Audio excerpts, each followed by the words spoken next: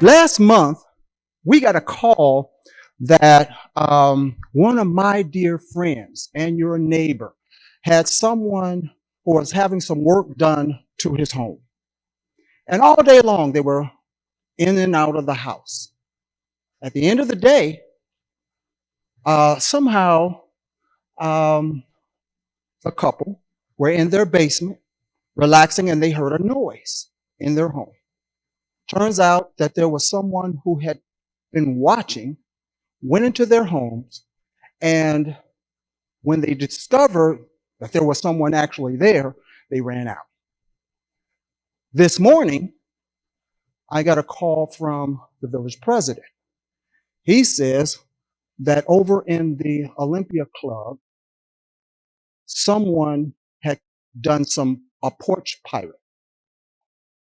These are incidents in which, in our town, although we have the best, we have the best town in the country.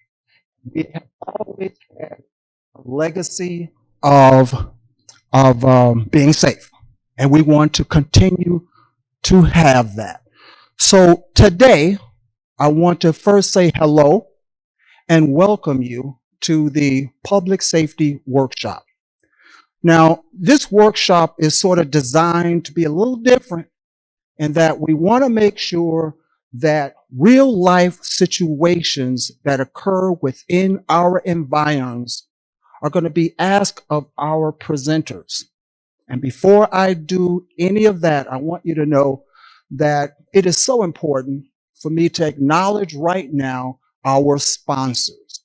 Our sponsors of this event is the Village of Olympia Fields, the Olympia Fields Park District, as well as the Public Safety Committee.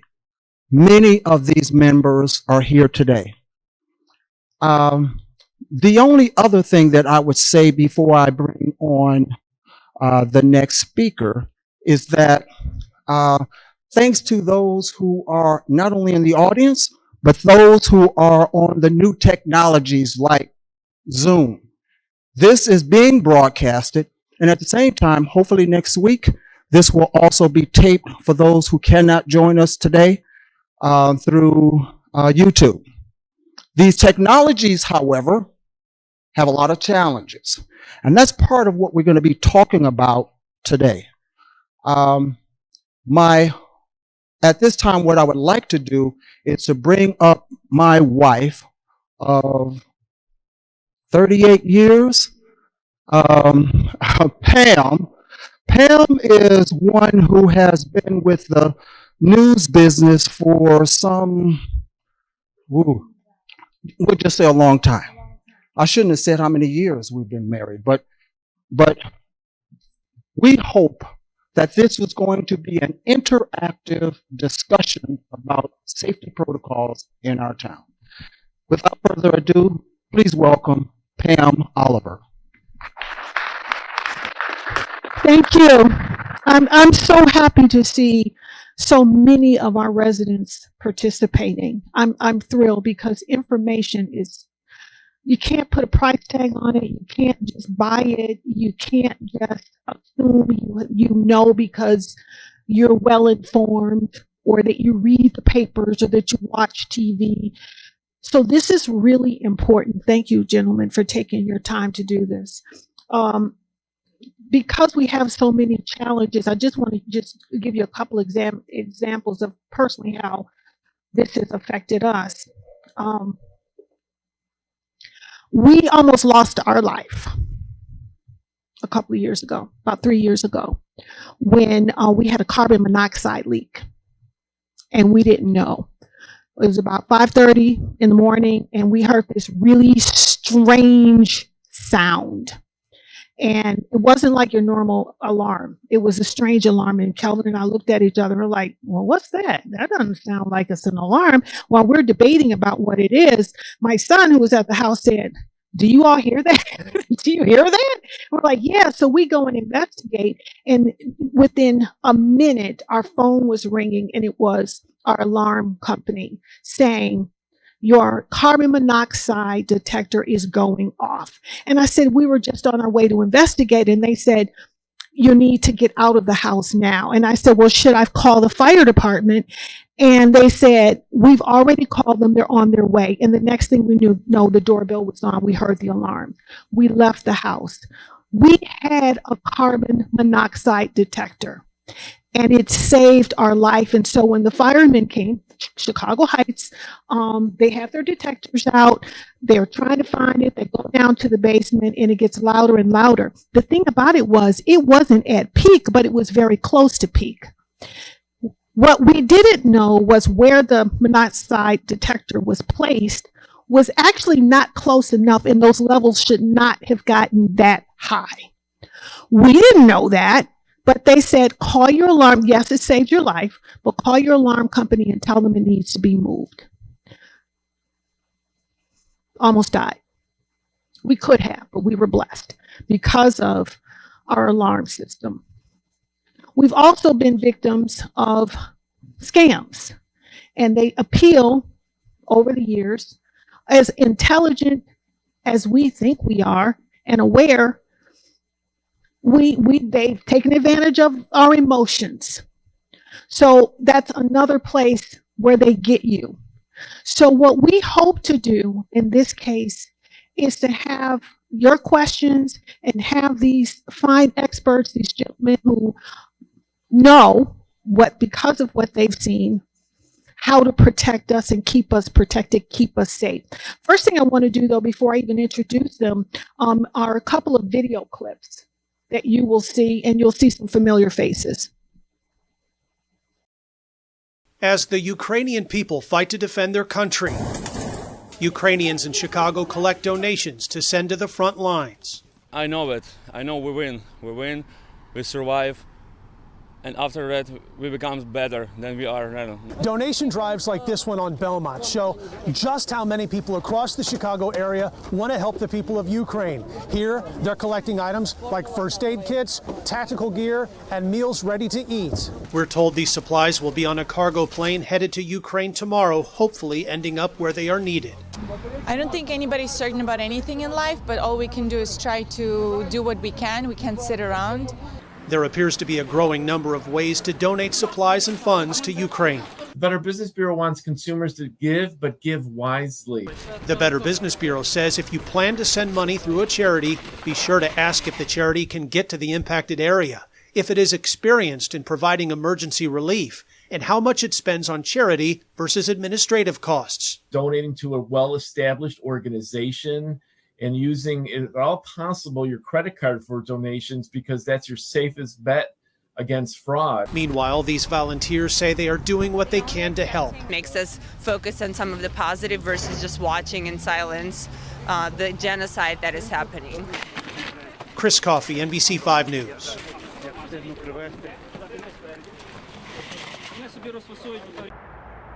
In Elmhurst, residents are concerned following Sunday's attempted carjacking in the 500 block of North Emroy. I've been living here for 30 years and I never heard anything like this. Police say a man shoveling snow was knocked to the ground by two men who demanded his car. He started fighting back. Ultimately, he noticed that one of them had what appeared to be a rifle on him. He grabbed that, was able to get it away from him, and at that time, the two offenders ended up fleeing the scene. The 60-year-old victim suffered minor injuries. Turns out police say the gun was only a replica, but security cameras captured this picture of the men who police say did it. Elmhurst is a very safe community.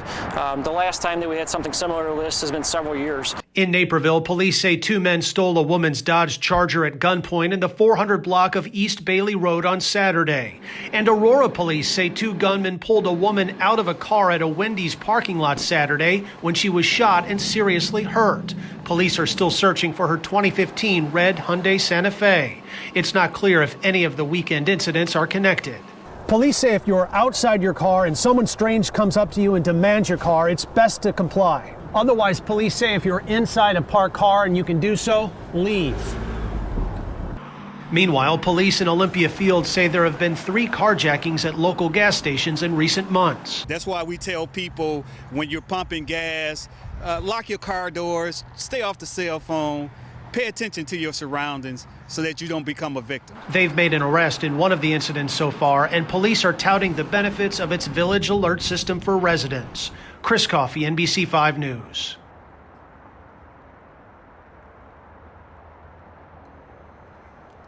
Pretty good, right? Addressing some issues and taking advantage locally of the experts that we have to do that.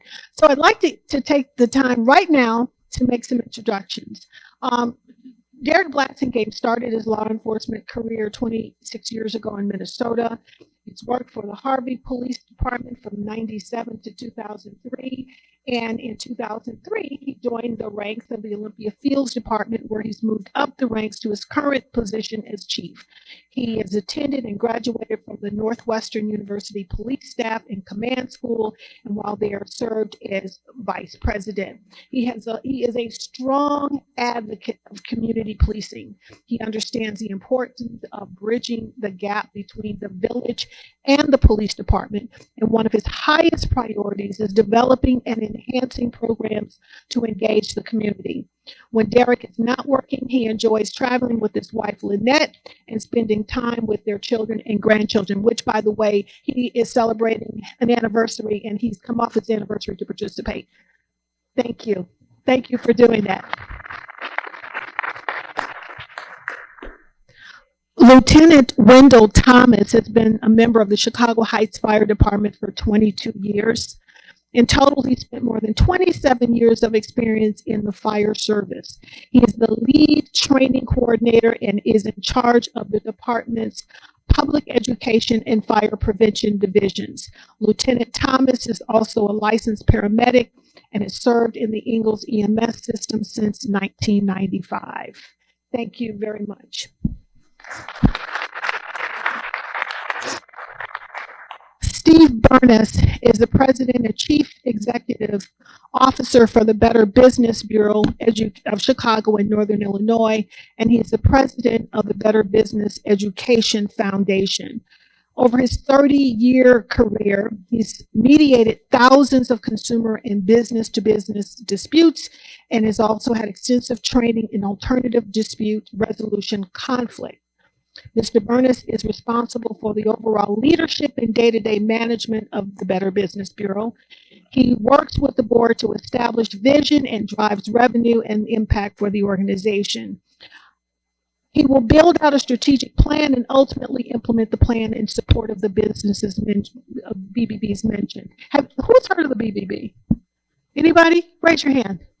Have you had any involvement with them whatsoever? You will now. You're going to find valuable. I learned so much from not just reading the press releases and reading and hearing about articles like this. So thank you so much. I really appreciate it. I want to start out with Chief first. I really want to have a discussion. So he won't just, spew out a lot of information, but really have a discussion and have you ask questions, okay? But he's going to talk to you about the importance of so many issues. And I started out with a carjacking because just last week, Senator Dick Durbin and Cook County Sheriff Tom Dart had a meeting. Durbin chairs one of the judiciary committees, and this discussion was about what? Carjacking and getting federal funding. Federal funding, because it has gone, the numbers are up every day. We lose track. There have been, I think at this point, maybe 200 plus carjackings on 957. I know people who don't even want to drive into the city because they might get carjacked. And there have been shootings. I said 250 carjacking, I mean shootings on 957. And so I know that police departments, suburban police departments, are working with other departments to get some control of that. So is that something you can address right now about the issue of carjacking? It's not just happening in Olympia Fields. Good afternoon, everybody. I'm going to grab something off the table over here.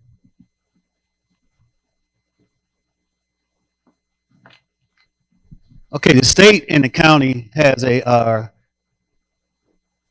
carjacking task force, which we send our detective and other officers to their meetings and training whenever they offer those trainings and meetings. And as Pam stated, there is federal funding to help crack down on the carjacking, particularly in Cook County and the Chicago surrounding suburban areas. A couple of things I want to talk about. And number one is one of the initiatives that we're putting forth to better connect and bridge the gap between the police and the communities. One of those is what we call Meet Olympia Fields police officers, where we'll hold either at McDonald's or the Shell gas station over here on Western, what we call coffee with the chief or coffees with a cop. Now, the first one is going to be March 17th from 9 a.m. to 10:30, where you can show up at the gas station, have coffee with myself, and any concerns you have, we can try to address those issues for you. Another program we have that I want to talk about is our camera surveillance. Now, a lot of people get a little worried when we talk about using their cameras. But in many, many communities across the country, people who have cameras on their homes, whether it be Comcast or Ring doorbells or Blink, allow us to have access to those cameras when there's a crime committed in their neighborhood. Now, we're not saying let us go into your cameras and look at your cameras. We're saying you take a look at your camera. If there's anything valuable to us, give it to us so that we can use it to track down that criminal or that person that might have done something bad in your community. Now, if you want to participate in that program, we also have this on our table over here, along where you can sign up for that camera program, along with our Have Coffee with a Cop. Also, we have in Olympia Fields, which many communities have, what we call our Code Red.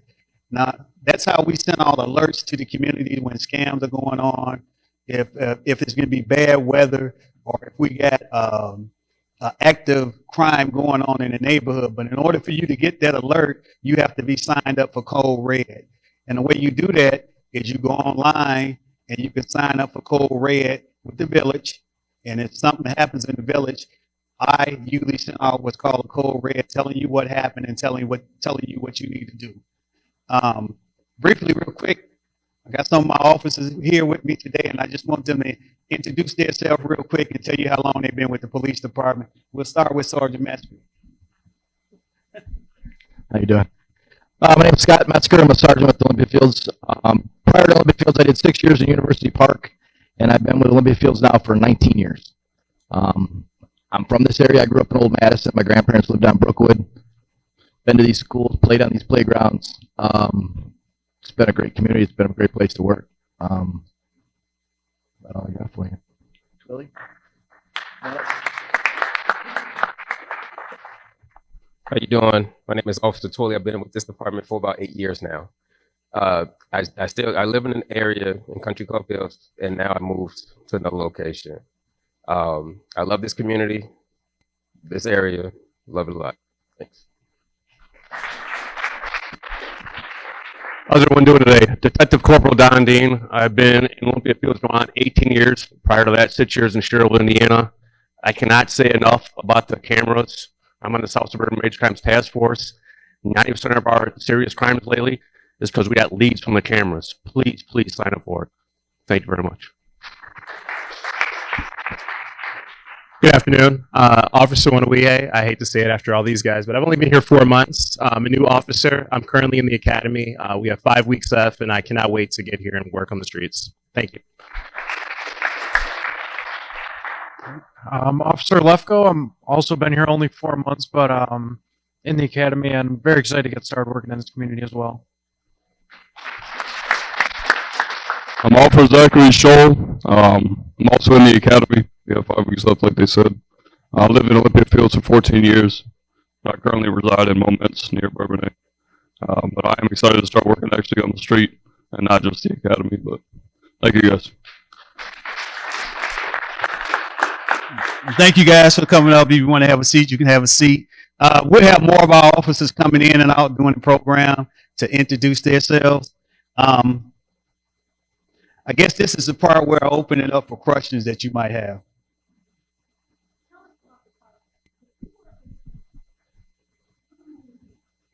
The main thing you need to know about carjackings is, especially when you're at the gas station, Pay attention to your surroundings. If you're out your car getting gas, lock the car doors. If you're going to go into the gas station to pay for your gas, make sure you turn your vehicles off. Make sure that the doors are locked. A lot of times when people call and say someone stole their car or someone carjacked them, we'll get to the gas station and we'll find out that they left their car running with the keys in the car while they went inside the gas station, and somebody saw it as a crime opportunity and they just got in the car and took off. So the most important thing is turn your car off, lock the car door. When I'm getting gas, I turn my car off, I put my keys in the pocket, and I'm outside the car the whole time, paying attention to what's going on around me, no matter where I am, because I'm not that person that's on the news at night saying, I thought this would never happen in my community. Well, criminals are mobile, and they all take advantage of what we call opportunity. They see you not paying attention. If you don't make direct eye contact with people, sometimes in the gas station lot, if somebody's walking towards you, make direct contact with them.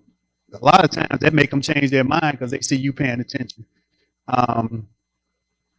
Even when you're going into your garage, before you open the garage door, look around, see if there's anybody sitting around in a car or somebody standing around.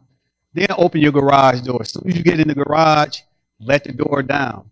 After the door is down, get out of your car. Don't get out of your car until the door is down. Stay in the car with the doors locked. Once your garage door is completely down, then get out of your car. Because a lot of times you'll see on the news where people sneak into your garage while the door is up and you didn't see them sneaking into your garage. If you're in your car and somebody sneak up to your car, they got a gun or something, forget that garage door. Put that car in reverse. Get out of there. Call the police. Garage door can be fixed. We can't bring you back if somebody do some harm to you. Any questions? Yes, sir.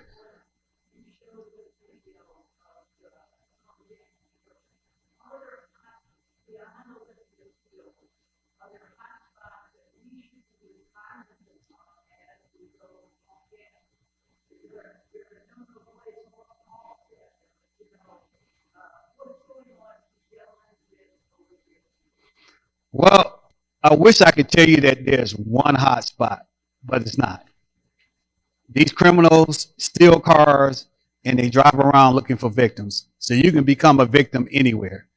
A lot of the carjackings are going on in the city of Chicago. So obviously, whenever you're in Chicago, wherever you are, pay more attention to what you're doing.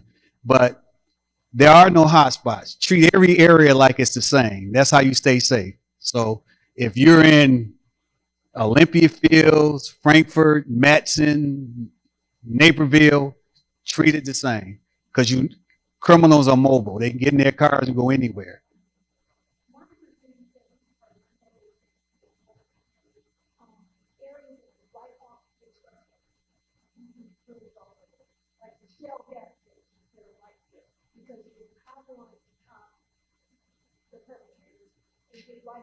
And get right back on the expressway. The Shell gas station in Matson on Varma, the Speedway in Olympia Fields on Varma, the BP. That's a good point. Whenever you can get on and off quick, that's what they're doing. Yes, sir. No, sir. A lot of our cars are being taken when people leave the keys in the car and the car is running.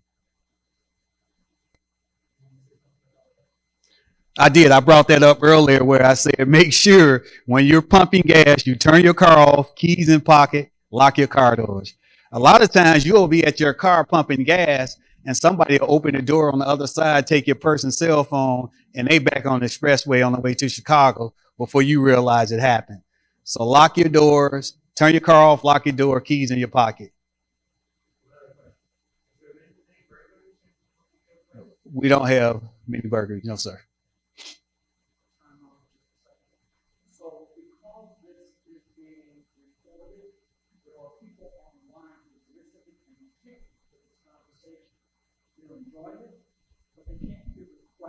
Okay.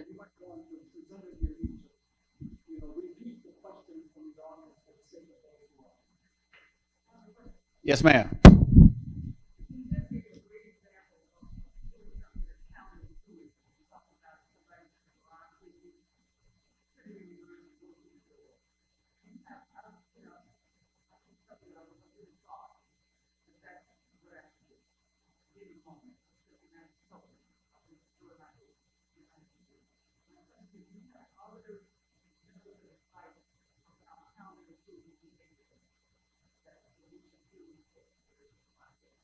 So the question is, what other things can you do if you're confronted? Most of the things that you can do are preventative. Like I talked about, paying attention to your surroundings, checking before you go in the garage. Once that person is there, there's not a whole lot of things you can do other than try to get away. So you should be trying to get away any means necessary.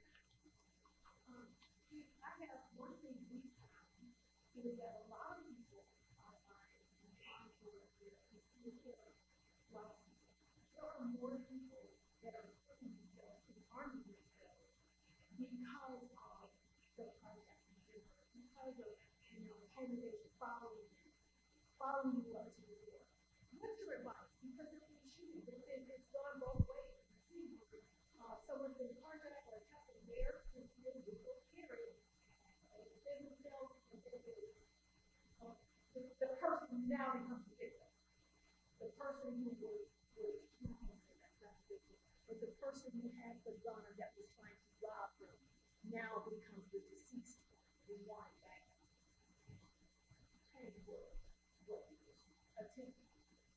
Okay, so the question is, what advice would the police department give to people in reference to concealed carry? As a police officer, I do not give people advice on whether or not they should get concealed carry or not. That's a personal choice. What I can advise you of, if you decide to become a concealed carry person, make sure that you are going to the range and investing time in to learn how to use that weapon. Make sure you know all the laws that apply to using that weapon, because you don't want to get in a situation where you use that weapon and you're outside of the law, because then you can be charged. So I don't tell people whether or not they should have concealed carry, whether or not they should use a weapon. As trained police officers, we train on the range quite often. We train so we can hear the sound of a gun. We can know how to react when we hear that sound of a gun or somebody shooting at us. Everybody's going to react different. So you might think I'm a concealed carry, I'm trained, but you've never been shot at. You never really heard the sound of a gun outside of a range, and you might not react at all. So sometimes there are instances where being a concealed carry, that person could get that gun from you and harm you with that gun. This is why I don't advise people on whether or not they should be concealed carries or not. I just advise you that if you become a concealed carry person, make sure you invest in the time and the training and know the law.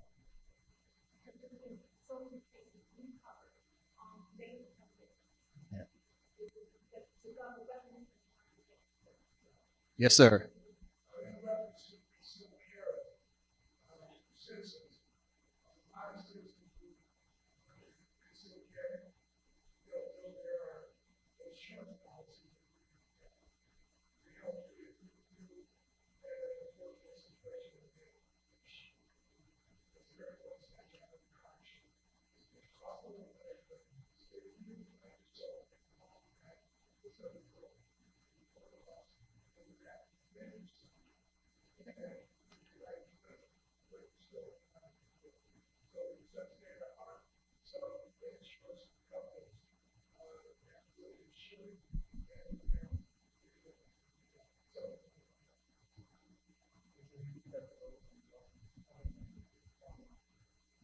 Repeat the part about the insurance. There is insurance that you can purchase for your concealed carry to carry you, similar to homeowners insurance and auto insurance.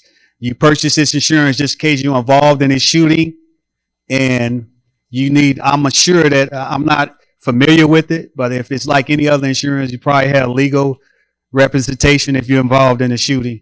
Right away, you'll have a lawyer come out. And I'm going to take one break because I said officers would be coming in and out during the meeting, and I just had 2 officers come in. I want them to come up and introduce themselves real quick, let you know how long they've been with the Village of Olympia Fields.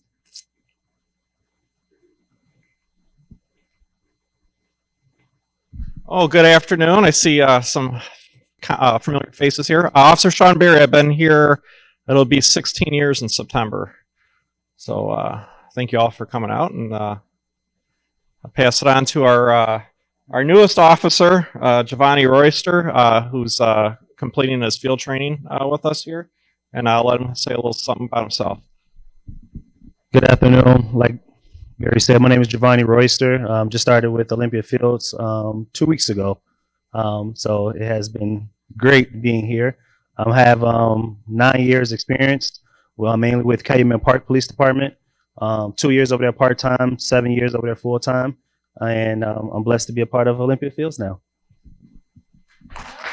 Thank you, gentlemen. Welcome.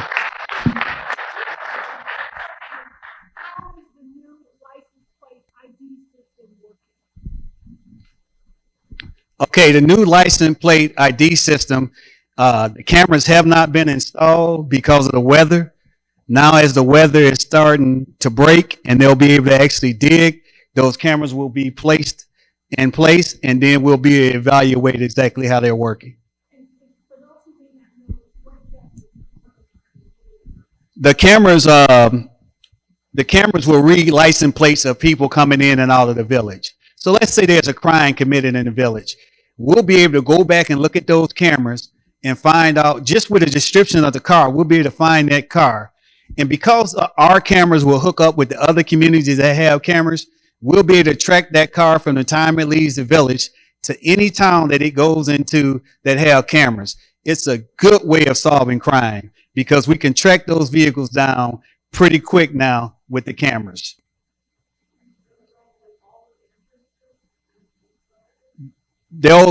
Those cameras will be, the question is, are the cameras in all the entrances of each subdivision? And the answer to that question is no. They're strategically placed around the village so that we can catch cars going in and out of the village.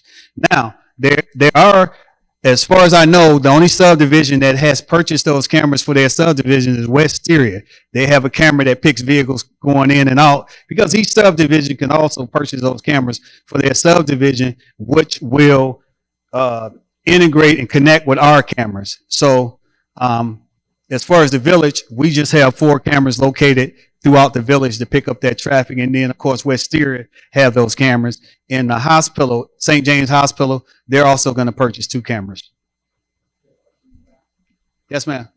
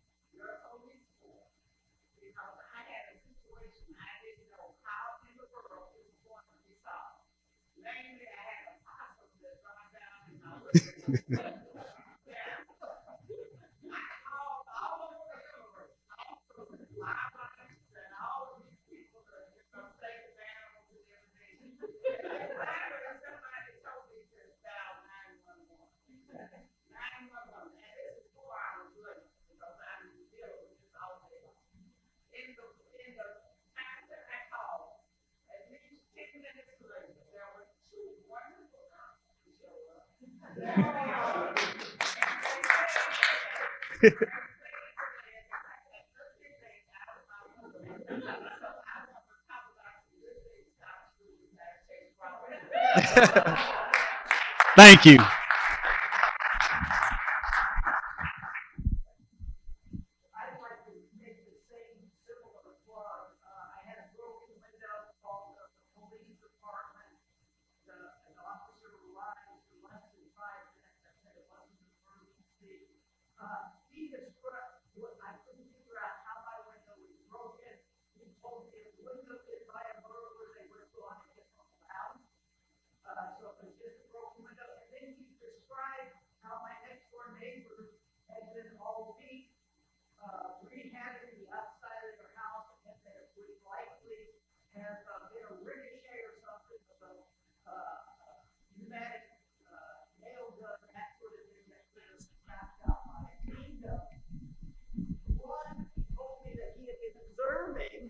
All week long, my neighbor's house and how it was being fixed and how they were doing things, and it was likely a something that ricocheted. And number 2, he gave me solace and comfort knowing that it wasn't somebody trying to break in to my house. and his name was Detective Dean. So thank you. And it was, tell him it was on Thanksgiving. Oh, and it was on Thanksgiving Day that he came out. And it wasn't an emergency, but he came out and helped us, and we were very thankful that he did that. Actually, we did give him a slice of pumpkin bread. I asked him if he wanted more, but that was all.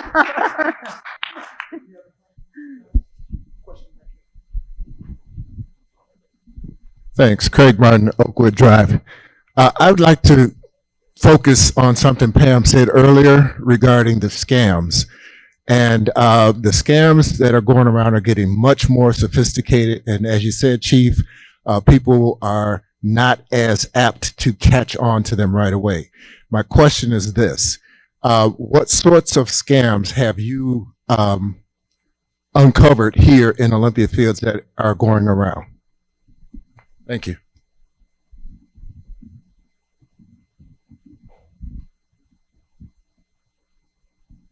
Okay, so we deal with the same scams, and Detective Corporal Dean would know more about the scams than me because he actually investigates them. So I'm gonna let him come up and address that issue. Also, we have the Better Business Bureau that can better address that issue than us. So I'll let. The two latest scams that we've dealt with is I have your granddaughter down in Mexico or the Bahamas, and you need to send $5,000 in gift cards to us. We've had that one recently. Don't fall for it. Call your loved ones to see if they're on vacation, because we did have a young lady go to CVS, and when she was trying to buy $4,500 in gift cards, the clerk said, "Ma'am, something's not right. You're buying a lot of gift cards. What's going on?" And the clerk was actually the one that told her to come to the police department. The second one is either Norton or your antivirus company saying that you owe us $500. Well, you should know when you owe that bill. And the lady said, "I thought I paid that." And she called a number, and it was like some foreign number that I'd never even seen. It wasn't an 800 number. It wasn't an 888 number. And she called. The guy said, "Oh, just pay me $500 and I'll take care of your antivirus for the year." She's like, "Are you sure I didn't pay?" Well, it then went from 500 to, "Oh, I'm sorry, you're behind. It's $5,000. And the same thing, she went to go get gift cards, and then she thought herself something's not right. So if it sounds like it's not right, call us. Let an officer come out, talk to you, figure out what's going on. But any suspicious emails or anything that you get, again, call us. If a family member is supposedly in jail, they're not going to take gift cards.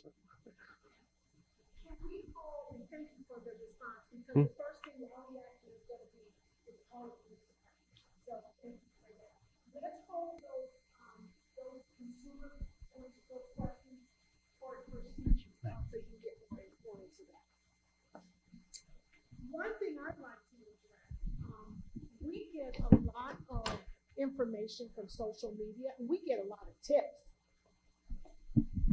We get a lot of tips from social media, and some of them are quite provocative. And the first thing one might do, if you don't have a lot of experience, is, "Oh, this is a story," but we have to do a lot of research.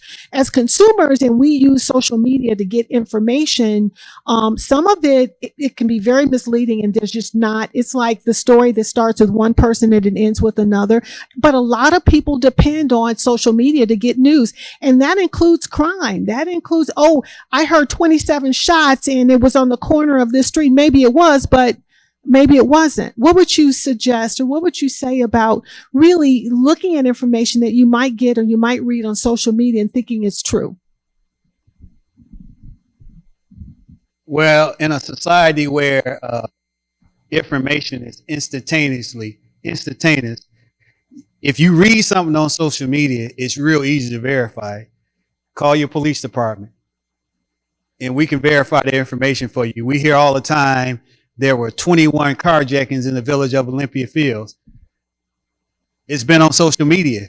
Well, if you want to know the truth, just call us and we'll tell you the truth. We have to tell you the truth because all you have to do is follow Freedom of Information and we have to release that information to you. So there's no reason for us to play with data or with crime statistics, because we have to give you the information once you file a freedom of information. And I just want to go right real quick back to Dean and our officers.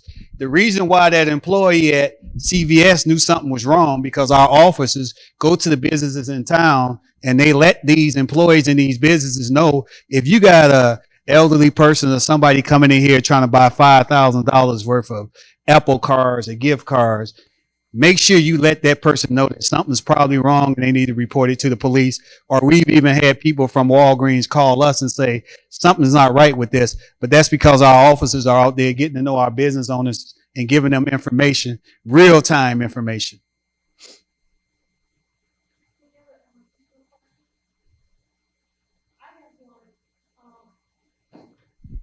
You'll love this one. What do the police, what do they need from us? How can we help? How can we help you guys? I think you mentioned a couple of them. Again, we mentioned the camera surveillance prevention program. Sign up for the camera program. We have forms here today where you can sign up. The Code Red program. Sign up for that Code Red program. And the last one is probably the oldest one. I've heard it since I started my career 26 years ago. If you see something, say something. Call us. Whatever it is, just call us. If it's not an emergency, if it's not important, no harm, no foul. We'll come out and investigate it. If it's nothing, it's nothing. But it could always be something. So if you hear something, say something.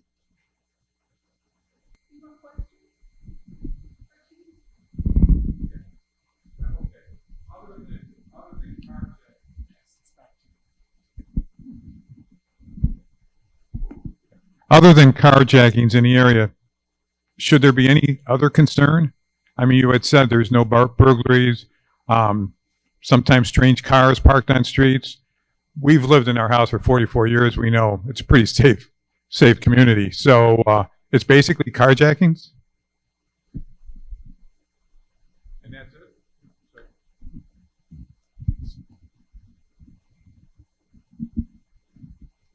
it. To clarify, there's no place where you're going to find no burglaries. We might have one or two, maybe a year. I don't know the exact statistics on that. I can get that to you.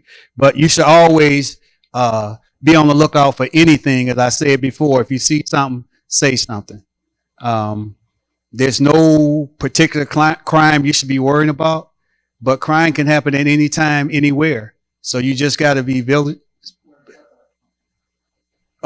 Majority of our crime happens at Walmart, retail thefts. We might have some issues at the hospital when they bring in mental subjects. We spend a lot of time there. We'll have some issues at the high school. If they have an issue, we spend a lot of time there. But between Walmart, the hospital, and the high school, that's where most of our data come from.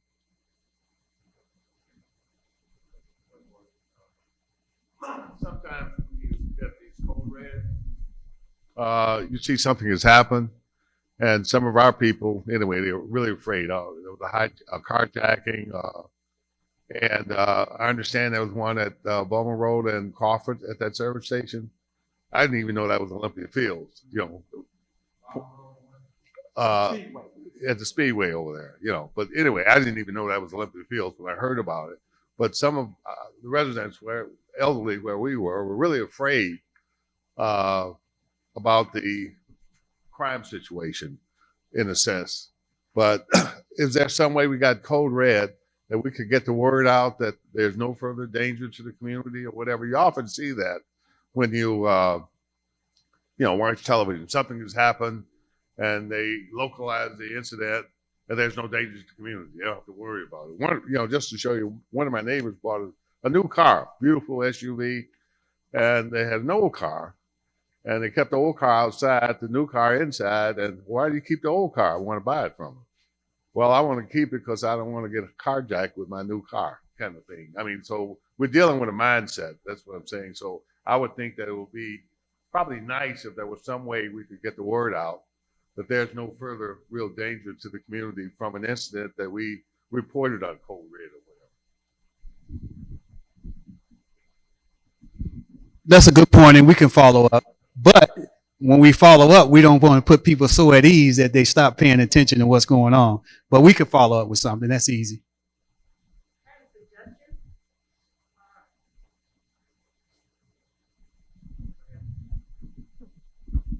I have a suggestion.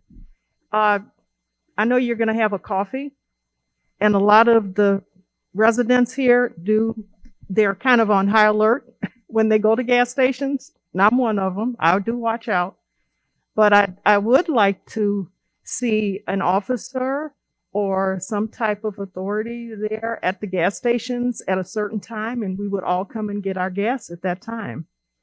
You know, like instead of having the coffee at a place of business, go to the gas station. We can shake your hand there, talk to you. Right. Okay, that's great. Because I think that a lot of people would come to get their gas if they knew. Because I always go to a busy gas station, and if there's an ambulance or some business car parked there, I feel more at ease. So that's a suggestion. And that's an issue that we've already addressed. Because if you notice early in the morning, there's usually a squad car parked at a gas station, or whenever officers have downtime, they're required to park at our open businesses so that the residents will see them there. But we can't say they'll be there at 7 in the morning. They may get a call at 7 in the morning. But certainly, if they don't have a call, they're parked at our open businesses.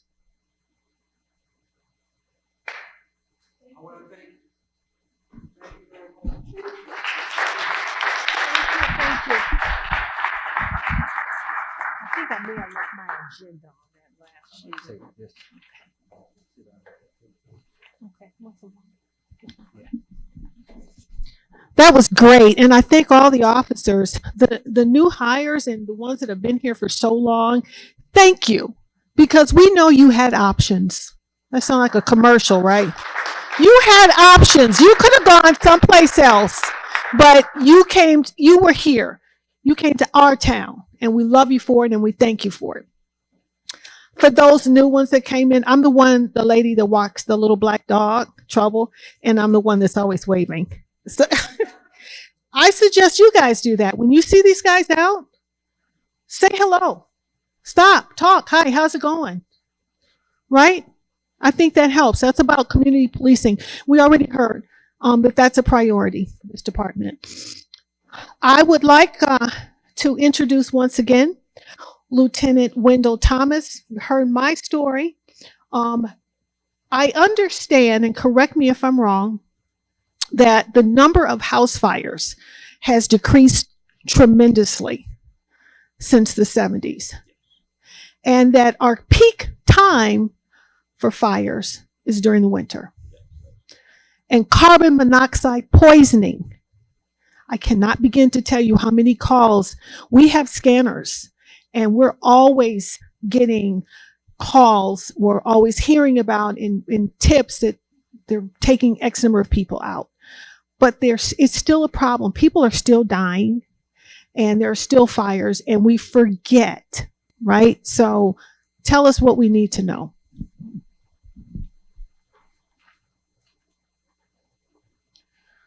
First and foremost, I just want to thank you all for allowing me to come out and talk with you today. There are a lot of things when we look at, fire safety, particularly fire safety in the home, in the residence, whether that be in a single family home or in a multifamily home, as well as even nursing homes. So we kind of cover those things as well.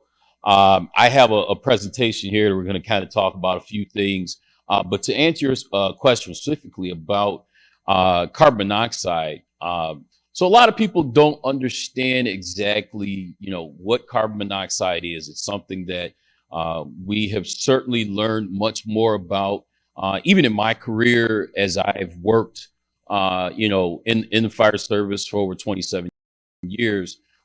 Even now, let's say in the last 10, 15 years, we know a lot more about carbon monoxide than we once did. So we understand, as they call it, the silent killers. So for instance, in your situation, carbon monoxide is odorless, it's tasteless, And so you don't know that it's there if you don't have a detector.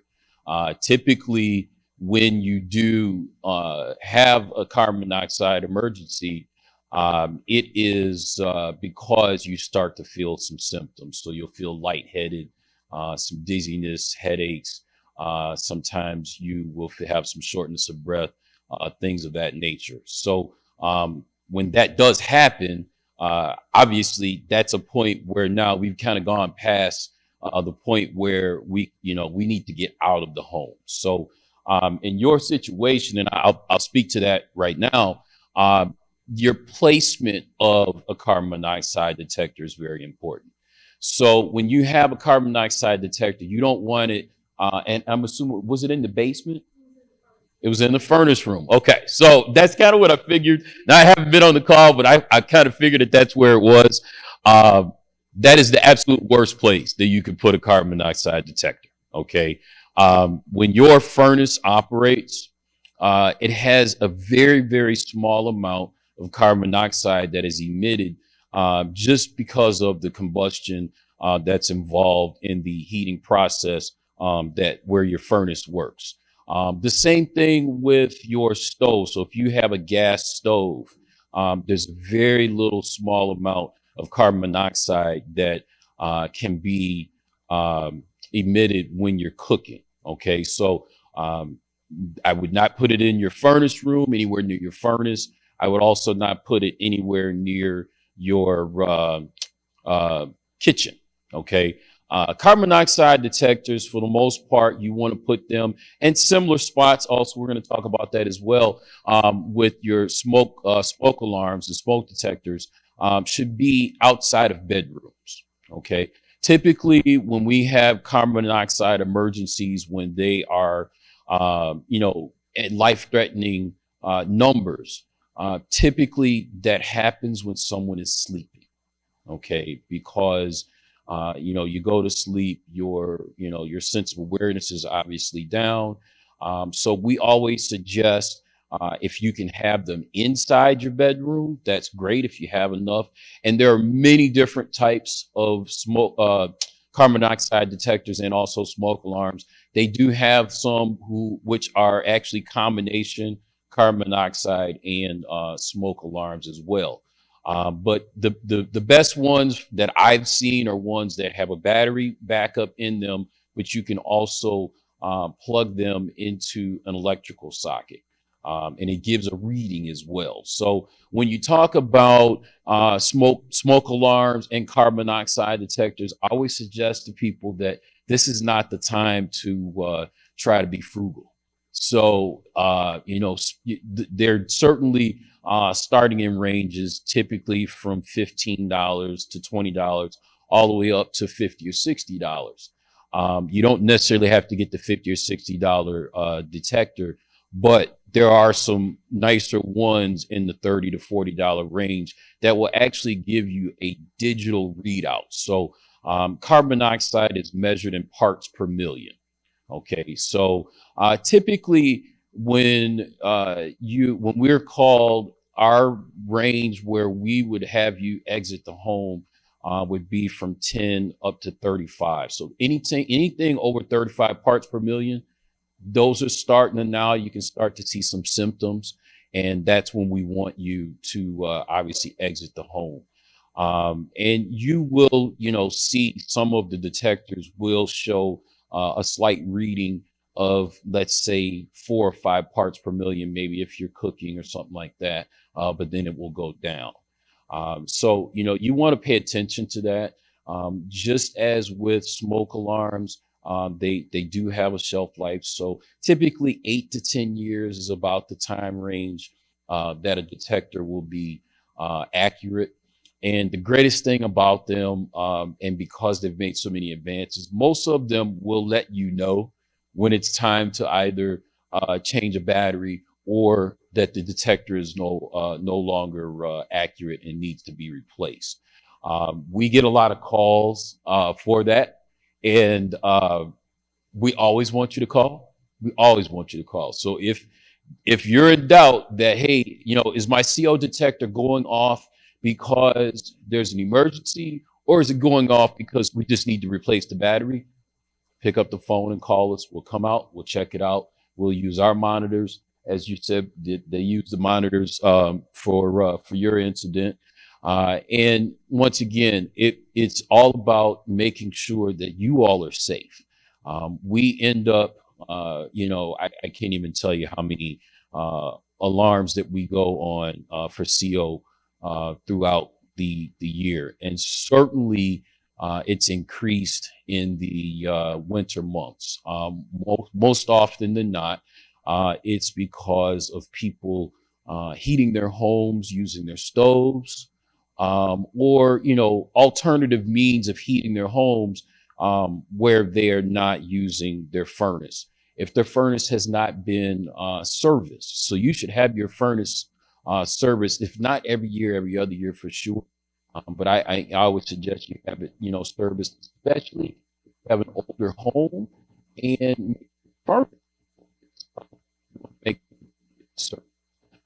Same thing with your oven, your stove. If you have a gas stove, make sure that service, make it cleaned, vacuum the vents. All of those things can contribute. That buildup can contribute sometimes to some small amounts of CO. So we always suggest, I think we're approaching next week is daylight saving time. So we always suggest to people that at times, so twice a year, that you check your smoke detector batteries, you check your carbon monoxide detectors, and do those maintenance things that will keep your home safe as possible as you can. I have a little slideshow here. Just go through some real quick things. Just kind of give you all information about fire. Also, we're talking about smoke detectors, and also fire extinguishers. So, fire is a chemical process that results from bringing together fuel, oxygen, and heat, thereby producing light. So, we kind of call that the fire triangle. It's the chemical process and what we call completing it, the fire tetrahedron. So you have heat, you have fuel, and then you have oxygen, and that makes it the chemical process, and that's what we go to. So this is that fire triangle that I was talking about. So once again, this is where any fire that is any fire, these are three things that it takes for it to burn. What we do, and it's very simple, in order to put a fire out, we remove one of those elements. So how can we protect ourselves? We talked about this already: fire alarms, sprinkler systems. Do any of you all have sprinkler systems in your homes? Does anybody have any? Yeah, and that's something that you're starting to see in new construction, that people are actually putting in residential fire sprinkler systems. Also heat detectors, smoke detectors, smoke alarms. So the difference between detector and alarm, a detector obviously will tell you that there's smoke. It will tell you that there's heat. But it does not alarm. So, we try to promote to people to say you need a smoke alarm or something of that nature. And the other thing too, and we talk about this a lot, we just started recently, obviously due to COVID, we've not been out in the schools. One of the biggest things that we do is we go and we talk in schools, and we talk to the kids about fire safety.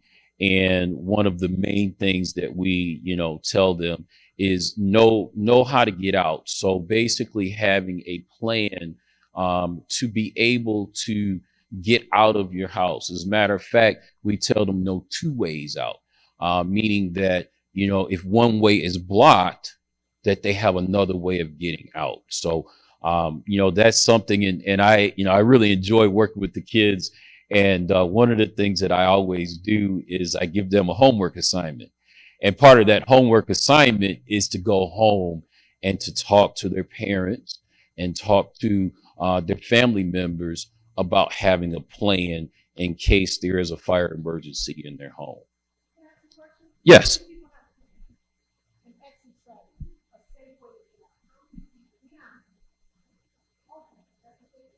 Yes, absolutely. Absolutely. And, that plan, doesn't have to be something that, is drawn out and posted on the refrigerator or something like that. It just has to be something that, you can, I always say, try to keep it as simple as possible. When there's a fire emergency, or anything of that nature, we always say people don't call us to come over for coffee. You call us because this is the worst time in your life. Your home is burning, or, someone's sick, what have you. And so your sense of awareness is kind of dulled because you're worried about what's going on in your home. So that is not the time to have things be complicated. So we try to give you simple, easy things to do. Like I said, we talk to our students in the schools, and we talk to them about staying low, okay? Because, heat rises, smoke, at the lower levels in your home, you're going to have much less heat, typically much less smoke. So, we try to teach people about those things. One of the things that we even talk about as well is when you go to sleep. So when you go to sleep, do you leave your doors open, or do you close your bedroom door? Open? Okay. Okay. So actually you should close your bedroom door. Okay. All doors are rated. They're fire rated. They will have a certain amount of protection. So in other words, if there is a fire outside of your bedroom, having that door closed might be the simple, most effective way of keeping the fire and the smoke from getting to you. We always teach, if you are going to, if your smoke alarm is going off and your door is closed, before you open the door, feel the door. Use the back of your hand and feel the door to see if there's heat. If it's hot, we want to keep that door closed, okay? We will be there. We will come in and we will get you. But the whole point is that when you open that door, you introduce air and all of the smoke and superheated gases and possibly even fire itself into the bedroom. So how does fire kill? We kind of just talked about that. So it consumes oxygen, it produces smoke and poisonous gases. And then one thing that a lot of people don't understand is that actually the smoke and the superheated gases, those will kill you much faster than the fire itself. Most people, if you hear of people who were either injured or worse in a house fire, it was due to smoke inhalation. So once again, that's why we always try to get people to understand, hey, let's keep that door closed when you're sleeping. And once again, I think we talked about some counterintuitive things. That certainly is counterintuitive. It's counterintuitive to think most people like to keep their doors open, air flowing, especially, if it's warm, we want to keep the AC going or warm circulation, or it's cool, something like that. But absolutely, positively keeping that door closed will save your life. So smoke alarms, we just talked about that. So on every level outside of each bedroom, so you want to have your smoke detectors and smoke alarms. If you have, let's say, a 3-bedroom home where all 3 bedrooms are right next to each other, you can have one detector that would serve for all 3 of those bedrooms. But if they're spread apart, you'll need to have, and also on each level. So you should have a smoke detector in your basement as well as near the bedrooms, and not necessarily in the kitchen, maybe outside of the kitchen, in a living room or a hallway, something like that. We always talk about you know, like I said, change those batteries twice a year. So, you know, head next, check your batteries, make sure that they're good. And then the other part too, and this is something that happens, we see a lot of people are remodeling their homes, they're painting. You paint over the detector, and all of a sudden it doesn't work anymore.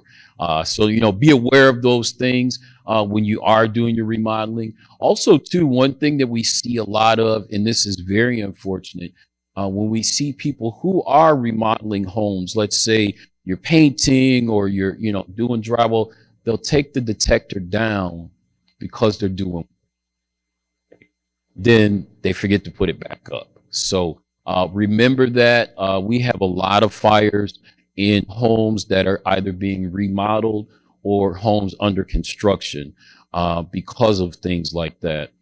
And then, like I said, they're 8 to 10 year life. Typically, you know, some will last a little bit longer, but 10 years is about the limit for most of them in terms of their, and that's why we also tell you to check them, because sometimes they may not last that full 10 years. So what causes fire in our homes? Cooking, smoking, electrical, candles, and also arson. We do get some arson fires. Unfortunately, it's something that happens. It is not something that happens very often. One of the things that we kind of talk about too is arson is typically pretty easy to recognize. You know, when the fire marshal does an investigation, they come out. Pretty much every fire that we have, so any fire involving a structure has to be investigated. So we will do an investigation from the fire department. Step further, depending on whether we call the Mavis local team or if we call out the state fire marshal to come out and investigate it. And they typically will be able to prove that it was arson. But, you know, unfortunately, arsonists are not as easy to catch. So, you know, that is something that, you know, we've seen a little more of over the last probably 5 or 6 years. But, you know, it does happen. But the one there that I tell people all the time, and if you can see in that picture there, that's a fire. It's literally started from cooking. Things that we see a lot of are as people who work, let's say, nights, overnight, so they work, you know, late night shift, and they come home and they decide that they want to cook, and they're hungry, and they fall asleep, and you know, they wake up to, you know, to whatever it was they were cooking on the stove is now caught to the rest of the kitchen, and sometimes worse. So, you know, we always say, you know, if you're going to cook, make sure that you're awake and you're alert and you're able to do that. I like to cook. We cook at the firehouse all the time. I cooked at the firehouse this morning, but I made sure that I wasn't falling asleep while I was doing it. Yes. And, you know, we typically, when we have fights or fires like that, you know, obviously it's terrible. Anyone loses their life for any reason, you know, it certainly is a tragedy. But, you know, oftentimes those fires are preventable. You know, not having smoke detectors, you know, not following some of the safety things that we talk about, you know, just in general, and you know, being careless with certain things. So, you know, and that's unfortunate. And most often, and I believe the one you were talking about, most often those fires do happen at night because you're sleeping. Okay. So you're not up and about. You don't see it. You don't see the fire start. And then, you know, once you wake up, obviously it's too late.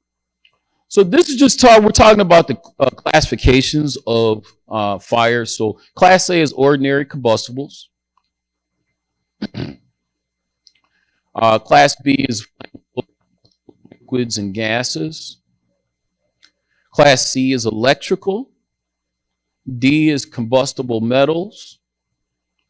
And then class K is commercial cooking oil fires. So if let's say any local in McDonald's, that would be what we would call a class K fire. And what it basically means is because of that cooking oil, it burns so much hotter so the oil that you would have in your home would burn at a much lower temperature. Whereas if you have, let's say, a deep fryer, something like that, at a restaurant, that's going to burn much higher. So have a little different classification of fire extinguishers.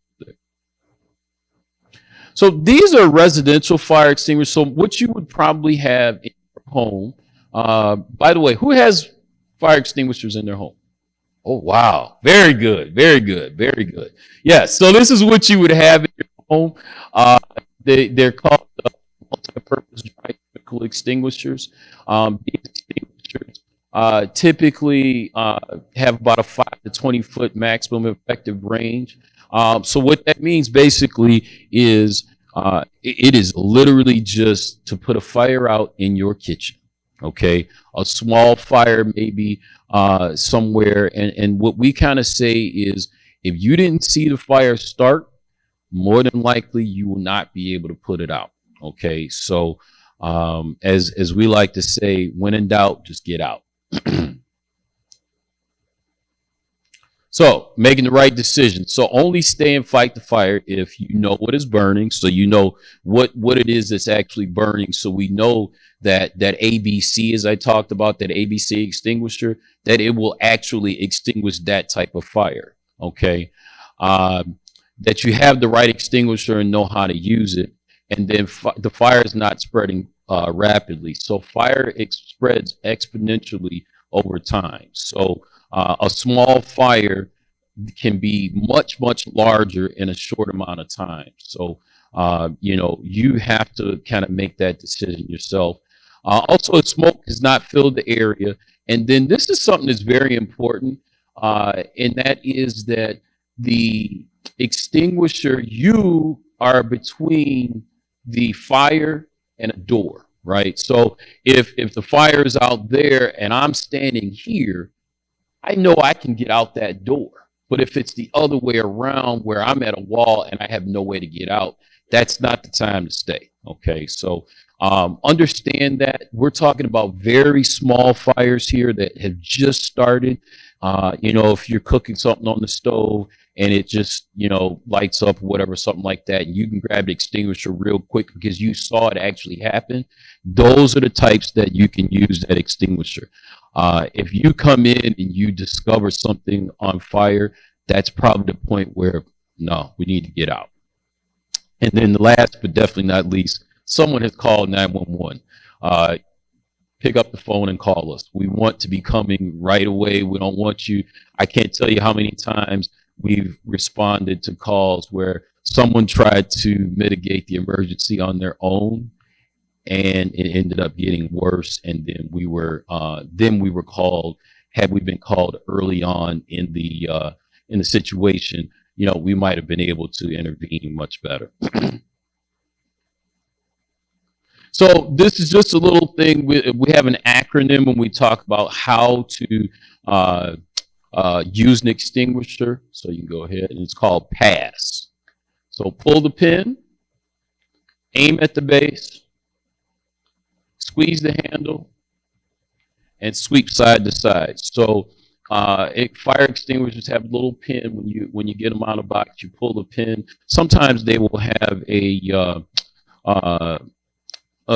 little switch where you can pull that pin, or sometimes it'll be a little plastic piece, and you can pull that out of there in order to be able to operate the handle.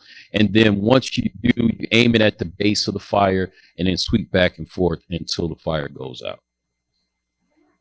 Yes. We want questions, please.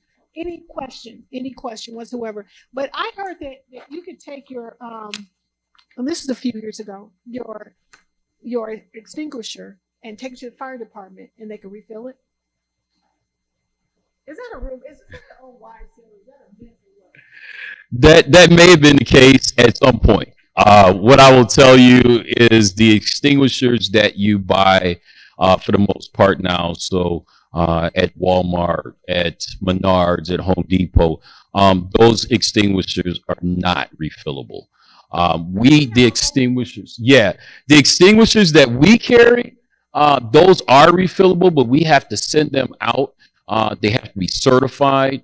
So, the extinguishers that we carry are much larger, and they can actually be refilled, but the ones that you buy at your local home improvement store, those cannot be refilled. We just actually bought a couple of them, and they were on sale too at one of the big stores. Yeah. They're not expensive, and I believe you should have as many as you can. Yes. Really, right? Yes, absolutely. So this is just kind of showing here where extinguishers might be placed. So, this is a commercial building, and where they're placed by doors. In your home, I would still like to see you have it visible, so that you can grab it quickly in case you need to, react in an emergency. So the biggest thing is that we want to have it, and once again, near a door, so that if you need to get out, you can. Other strategic locations, like I would think kitchen would be one, but where would you say you have 3 fire extinguishers? Where would you put them? You say by doors, but specifically up there where you would recommend. Your living area. So the areas where you are around the most, right? So where we do a lot of entertainment in the kitchen. So you want to have one there. In your living room, maybe in your family room, and maybe even if you have a basement, somewhere in the basement as well. So have one on each level, and then also near your kitchen.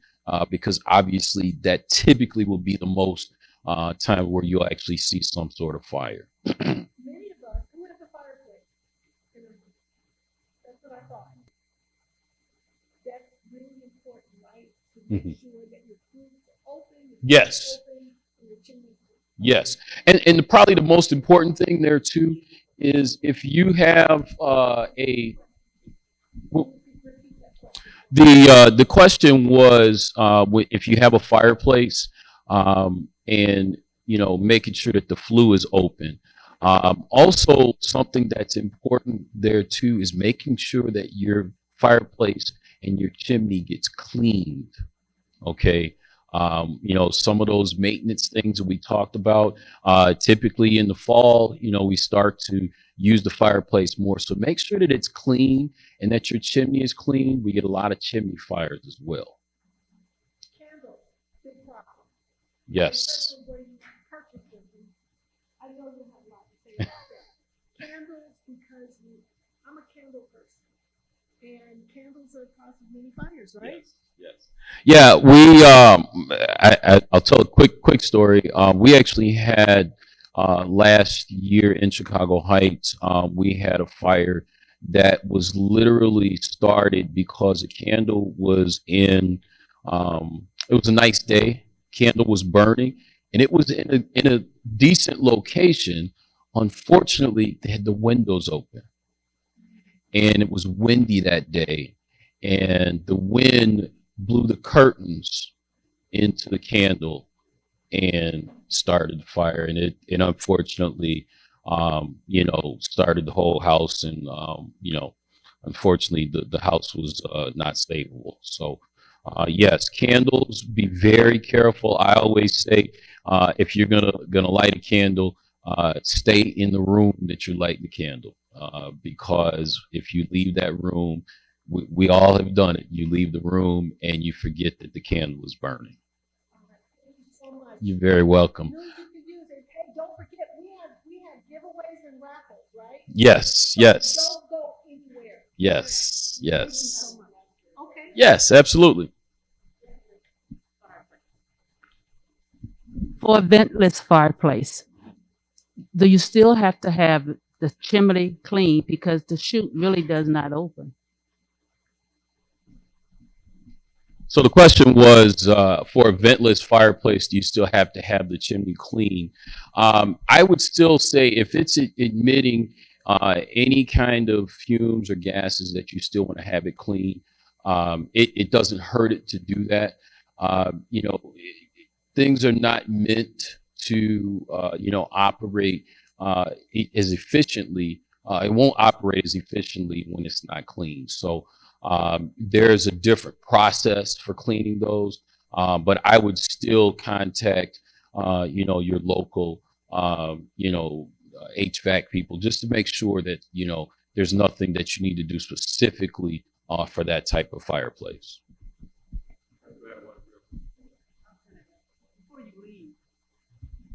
Before you leave us, can you just give us a few tips on health emergencies? Because we call you for health as well as fire. So the question was some tips on health emergencies. So you know, we try our best to promote healthy living situations for people. So one of the things in terms of emergencies, and I'm not going to get into specific, you know, health related issues, but what I will say to you is if you have any sort of, you know, cardiac issues, you know, if you have a pacemaker or defibrillator, if you're diabetic, if you know, have had any other, you know, breathing problems, if you have oxygen in your home, these are all things that we need to know. So if in fact you do call 911 for any sort of emergency, that's the information that you want to give to the dispatcher. Whatever the situation is. So our dispatch goes through Orland Fire Department, Orland Fire Central Dispatch. So when you pick up 911, it goes to the county, and then the county sends it to them. They are our individual dispatch center. One of the great things that we have with them is we actually have a mobile data terminal system. So any information that you give them, they're typing that information in, and we have that information on the mobile data terminal. So if you have any kind of health issues whatsoever, you know, the more information that you can give, the better that it's going to be for us when we respond, especially you know, in an emergency situation where you know, you may not necessarily be alert or oriented or even conscious for that matter. We also recommend if you have alarm systems in your home, that you also connect it with medical systems too. So I see a lot of people that have medical alarm systems in their home. If they have an emergency, just like you would for a fire emergency, you can press a button that sends it to an EMS emergency as well. So, you know, we always tell people to give us the most information that you can, because that typically is going to make the difference as to when we get there, having that information beforehand so that we can respond accordingly.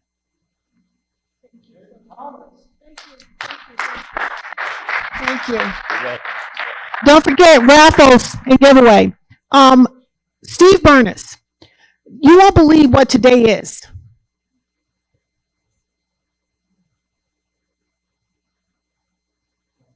Okay.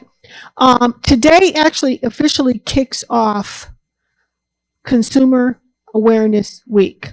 Today kicks off. And tomorrow there is big news coming out about scams, the top 5 scams. The Federal Trade Commission says that consumers lost more than $8 million to fraud in 2021, right?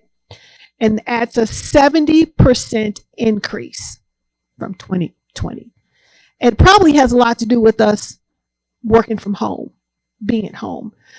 top 5 scams, and you won't believe what some of these are. So Steve, thank you so much for joining us to tell us a little bit about what those scams are and how to protect ourselves. Thank you. Thank you. I'm Steve Burness, President and CEO of the Better Business Bureau serving Chicago and Northern Illinois. I'd first like to thank Kelvin Oliver for inviting me today to Olympia Fields to provide some valuable information to the residents from the Better Business Bureau to help you become a better informed consumer and hopefully prevent you from falling for many scams that may be out there. As I mentioned, my biggest frustration in my 34-year career at the Better Business Bureau has been when consumers call us after and it's too late.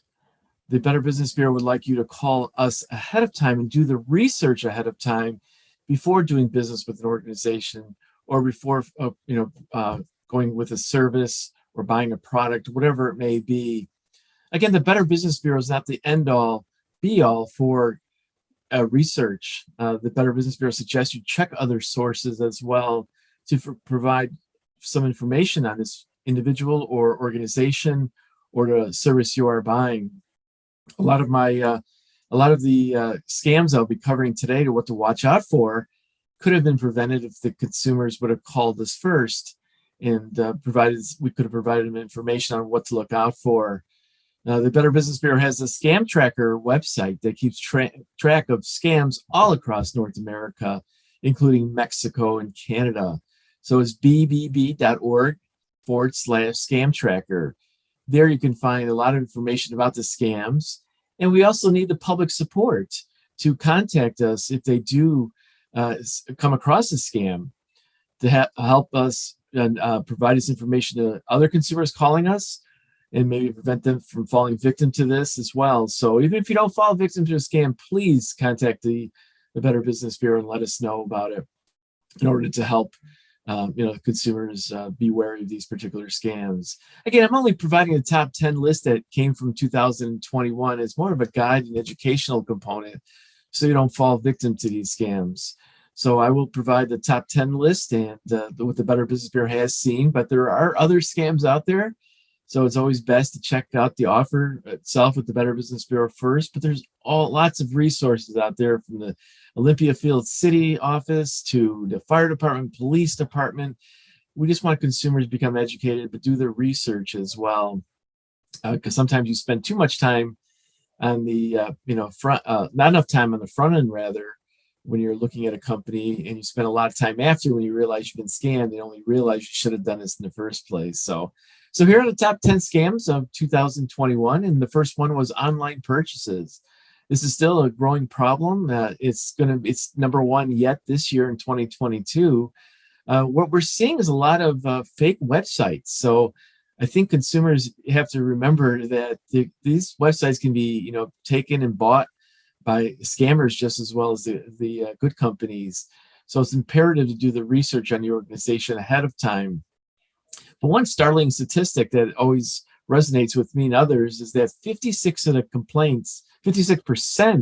of the complainants that came to us last year in 2021 that filed complaints on online purchases rather, had no intention of buying the product. Again, 56% had no intention of buying that day, but they were lured in by these beautiful ads on the side. So I just want consumers to be wary of that, to understand that the scammers do buy advertisements and they are lurking on the website. So please do the research on the company before clicking that link. Next is phishing scams. And speaking of clicking on links, phishing scams was number 2 in our top scams of last year at the Better Business Bureau. This is a way for scammers to send you an email or a text message, and they want you to click on that link. They don't want you to think about it or find out what it's about. They just want to click on that link. But by doing so, you can put your personal computer in jeopardy of being hacked or being manipulated in some way, or spam or malware added to it. So you have to be very careful if you're clicking a link. And even if it's coming from a friend, I'd rather you call that friend and ask them, did you send a link? Because a lot of times you get an unsolicited email That's usually what we call the tip off to the rip off, and consumers don't do the research on that. So phishing scams is a big problem, and also smishing, which is sending text messages trying to get you to click on the link that, this is Amazon or this is AT&T wanting to offer you free money or to survey, just click here. Again, it can lock your computer up and hold it. They can hold it hostage. If you don't think that works, there's a few years ago, South Suburban Police Station had to pay the ransomware to get their files back. So it does work. Number 3 is employment scams. That's number 3 in 2021. And those are people looking for legitimate offers online only to find out their scammers are there trying to take advantage of the situation. So it's imperative to remember that the scammers are there lurking in the background and trying to entice you with these great, too good to be true offers that there's nothing needed and you get this job, but you have to provide additional information, or that you have to provide a credit card number to buy things for the company itself. So do the research on the company, make sure that they are offering that position, especially if you're doing business on these big websites, these employment websites. It's imperative that you stay on those websites and don't get taken off by those scammers who try to take you off the website and put you on a different site or try to work with you on email. Stay on those websites itself. Again, if somebody asks you to pay money without getting the job first, or you got to buy products, be very wary. We had a consumer a few months ago who basically was told to buy an iPad and an iPhone and send it up to a California address so they could put the company's software on it. And needless to say, he lost that money on the iPad and the phone. It was a scam. So be careful on it. They're getting very good at it. Number 4 on our list is counterfeit products. And that kind of ties into online scams, but it's a little bit different variation because there's a lot of counterfeit products out there.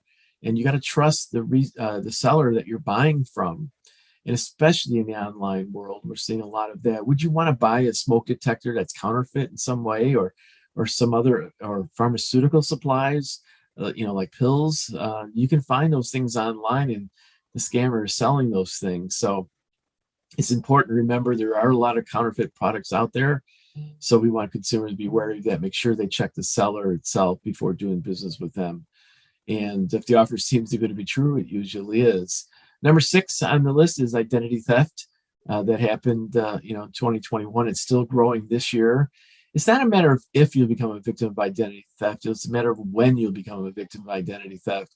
I've been a victim of identity theft and I couldn't stop it. So there's some things you can't do to prevent it. Considering all the breaches that are out there today, it's imperative for you to please protect your identity as best as possible. And one thing you should do on a yearly basis is get your credit report free of charge. And the website is annualcreditreport.com. And you should get your credit report at least once a year to determine if you've been a victim of identity theft. And that's usually the first way to understand and look to see if you've been a victim in some way. But we also ask consumers to lock down their credit reports as well, and what we call freeze it. And you can find that information on that website, annualcreditreport.com. Basically, freezing your credit report prevents the scammers from opening accounts in your names or committing identity theft. So it's imperative that you lock your credit file down. And it's a free service now. You used to cost for it, but it's imperative, even if you haven't been a victim of identity theft, to lock your file down, your credit report, and then you can unfreeze it pretty easily as well. And number 7 on our list is sweepstakes and scams and a lot of fake lotteries. That's still a growing problem. It's been around for a long time, longer than I've been at the Better Business Bureau, over 35 years, almost 35 years. In order to win the lottery, you got to play the lottery. So if somebody calls you out of the blue and tell you won the lottery and you didn't play anything, that's usually what we call the tip off to the rip off. On lotteries or sweepstakes, they do ask you, some of the scammers, to pay for the prize, either it be taxes or licensing fee or insurance or whatever it may be. So if you win something, it should be free and clear and unconditional. If they want you to send money in or provide a credit card information or wire money, that's what we call the tip off to the rip off on those types of scams. So please don't fall for those sweepstakes and lottery scams. Number 8 is debt collection. Debt collections still happen quite often for people who haven't paid their debt. But unfortunately, scammers have gone after people who have paid their debt but are trying to solicit funds from them by saying that you owe debt. If you don't pay it, you'll be going to jail. We're going to deport you. You're going to lose your license, whatever it may be. The thing to understand for consumers, if that somebody calls you and tells you that you owe debt, by law, they have to supply the information to you, what debt you owe. So don't just take out your credit card and pay this information off without doing any research on it, making certain it is a valid debt, and do some research on the debt collectors. Don't get scared. They're not going to arrest you. They're not going to deport you by making that quick call as well. And number 9 is tech support. That is when basically it's an imposter who calls you up, sends you a text or an email, basically saying they're from the tech company, or either it could be, or a company like Amazon, and something's wrong with your computer. We need access to it. And, they even say they're calling from Microsoft or whatever it may be. That's most instances is a scam. Somebody calling you and offer to help you with your computer problems out of the blue and tells you they need access, that you'd be very concerned about that, and do not answer those calls or do not answer those particular emails. They can do a lot of damage once they're on your computer. Once you give them access, they have access to your computer. They can watch your keystrokes. They can see your information for your bank, when you're in your bank, and your account numbers and things of that nature. And they can change things around. We have a consumer that filed with us, late last year, and she's probably about $20,000 or so in legal bills trying to correct everything the scammer did to her and getting into her system. So please don't allow anybody in your system, especially if they call you out of the blue, unless you know who they are and there's a valid reason for it. But if they call you out of the blue and tells you that there's something wrong with your computer, we need immediate access, that's something is wrong, and that's the tip off to the rip off. So I think number 10 is cryptocurrency scams. I'm not an expert in cryptocurrency, but most consumers aren't. The Better Business Bureau advice to consumers that if you don't know cryptocurrency, don't get involved in it, because there are a lot of consumers have gotten involved with this only to find out they didn't know what they were doing and they lost money, whether it be investment scams or paying off somebody or paying off a bill. So there are a lot of scammers, and scammers have been increasing in cryptocurrency payment. So nobody's going to call you out of the blue and ask you for a payment within 30 minutes. And that's the tip off to the rip off if somebody wants information that quickly. And unconventional payment methods. So at this point, still cryptocurrency is what we call unconventional payment methods. Some organizations do take that and some will in the future, but it's important to know that, if somebody calls you out of blue saying you owe something and they ask for cryptocurrency or something like that, be very wary of it, and that's usually a sign it's a ripoff as well. Again, if you don't know anything about cryptocurrency, please find out about it or go to somebody who does before getting involved with it, whether it be investing or buying cryptocurrency. We've seen a lot of consumers lose a lot of money with the false promises by the scammers that they were going to be rich one day. And some of them, have alleged that the celebrities have endorsed these types of organizations. So be very careful, because sometimes the scammer uses the impersonation of a well-known celebrity to sell their products or scams itself. So any unconventional payment is usually a warning sign. I know we recently issued an alert with ComEd and others to the fake utility workers. So, it even comes down to that. They're not going to come to your house or call you on the phone telling you they're going to shut the power off in 30 minutes if you don't pay your bill, and you need to pay it in a different way other than your credit card. Your credit card is always your safest way of protecting yourself by using your credit card. You have the 3 billing cycles to dispute the charge. And it's even better than your debit card, because if you dispute a charge with your debit card, the bank will not put the money right back into your account, but they'll put a hold on it. So therefore you can't pay your bills if somebody was to come in and steal all the money from your account until the bank resolves the matter. Again, that was our top 10s for 2021. The scams keep evolving and changing. Some are similar, some have changed, and some are increasing. It's always best to check with the Better Business Bureau first. We see it all the time that consumers call us after when they could have called us first, and they would have been, being taken advantage of in any way. That's probably still my biggest frustration in my career of almost 35 years at the Better Business Bureau. Consumers calling us after. Call us first. The BBB is also a referral agency.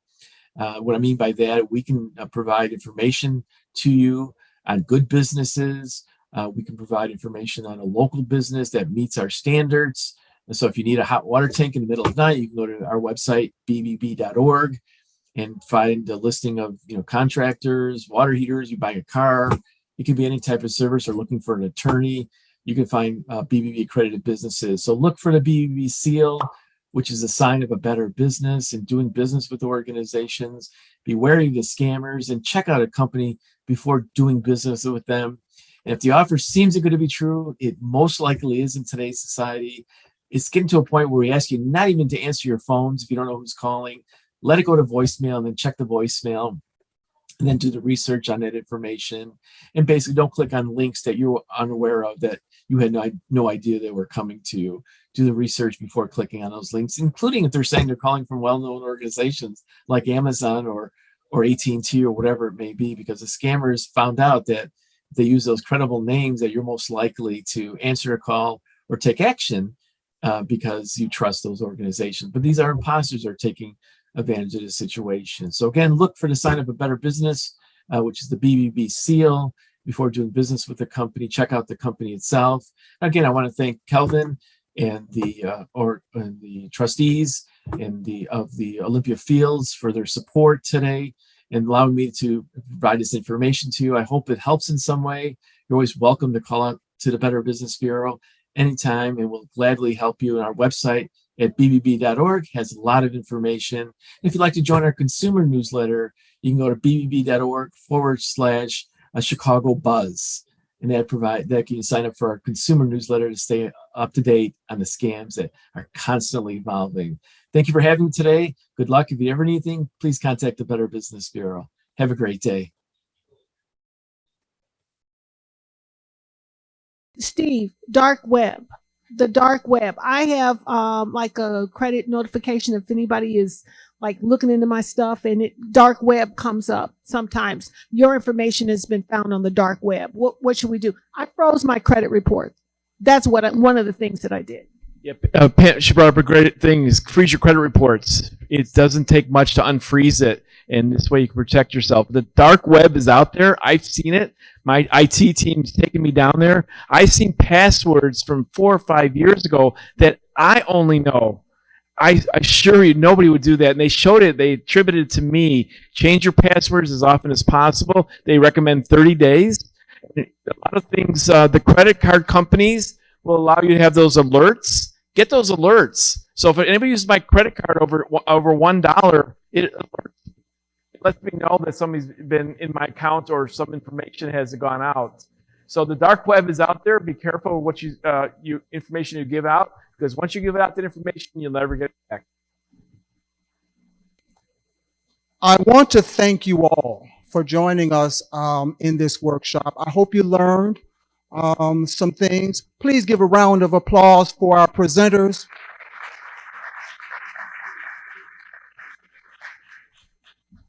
And as I said earlier, this will be televised for those in your family or neighbors who didn't get a chance to come out or see it on Zoom. It will be on the village's website. I will say this. I have enjoyed you today. I really appreciate you coming out.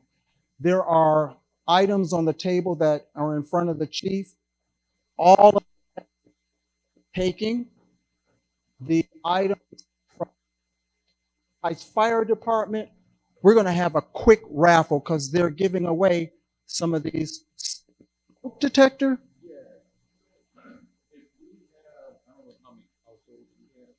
How many households are in here right now today? 12 detectives? We have 12 or less households. Thank you all so much for coming out.